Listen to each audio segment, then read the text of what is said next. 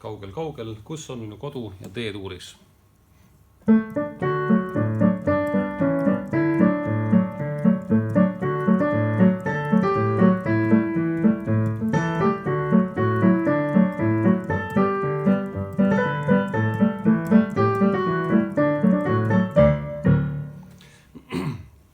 D-tuur on üks hea helistik, kus mängida vasaku käega 3 saateakordi väga mugavalt.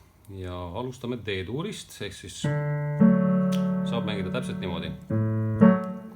Et sõrmed siis nende nootide peale. See on esimene aste. Nüüd 4. aste G-tuur.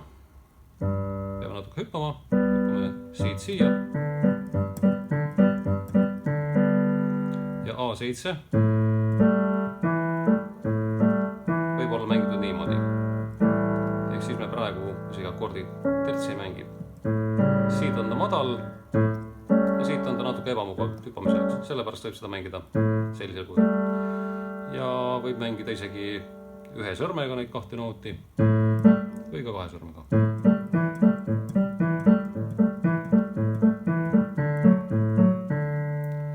Kui nüüd meloodia tuleb liiga madalale, mõnes teises loos võib olla veel madalamale, siis võib selle meloodia mängida rahulikult ka oktav kõrgemalt.